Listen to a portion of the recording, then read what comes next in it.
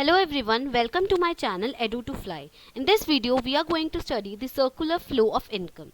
Let us start with our topic. Human beings have unlimited wants, which has made the production process a continuous process. And in this process, factors of production like land, labor, capital and enterprise are combined together for production of goods and services. We all know कि human wants जो हैं वो unlimited होती है. हमारी एक want पूरी होती है तो हमारी दूसरी वॉन्ट अराइज होती है. तो इसके लिए फर्म्स को कॉन्टिन्यूअस प्रोडक्शन करनी पड़ती है और इस प्रोडक्शन के प्रोसेस में land, labour, capital and enterprise combine होते हैं ताकि गुड्स और सर्विसेज की प्रोडक्शन हो सके. अब हम पढ़ेंगे meaning of the circular flow. It refers to the cycle of generation of income in the production process, its distribution among the factors of production, and finally its circulations from the household to firm in the form of consumption expenditure on goods and services produced by them. It refers to cycle of generation of income. यहाँ पे income की generation होती है production process में और वो जो income generate होती है वो factors of production में distribute होती है and finally उसकी circulation होती है households में.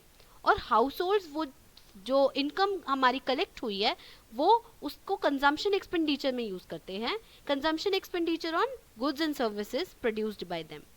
Next is the phases of circular flow of income. We have three phases mainly. The production phase which is the generation of income. Next is our income phase which is distribution of income.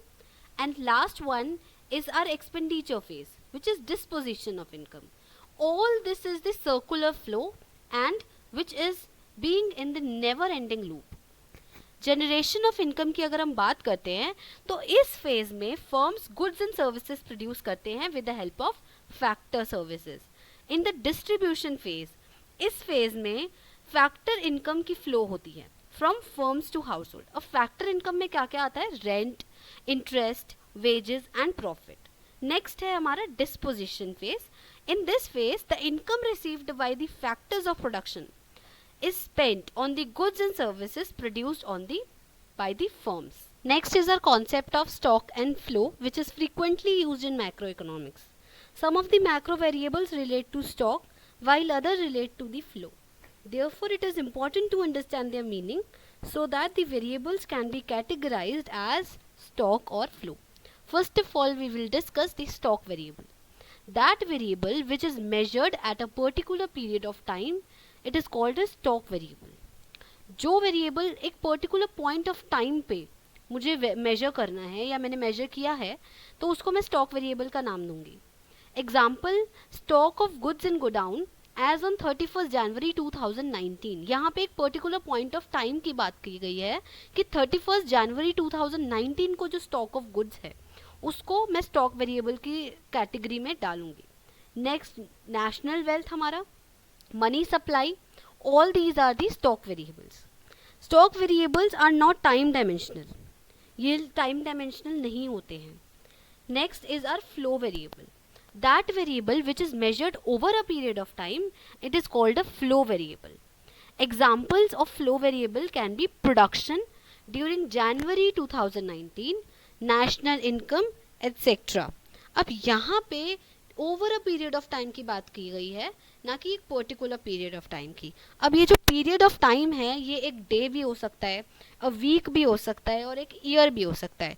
इसका मतलब flow variables जो होते हैं time dimensional होते हैं as they are measured for a period of time. Next is our types of circular flow. Circular flow can be of two types, real flow and money flow.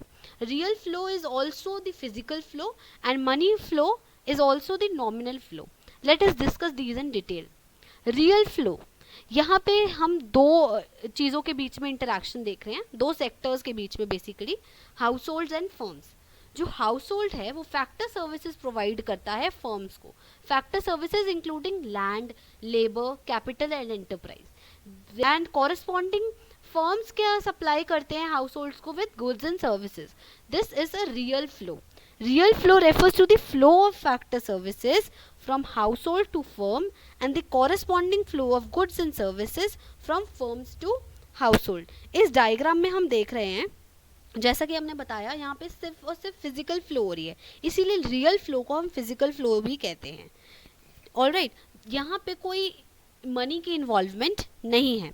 Real flow जो है that determines the magnitude of growth process in the economy.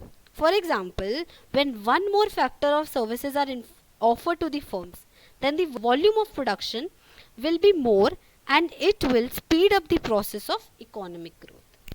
Next is our money flow.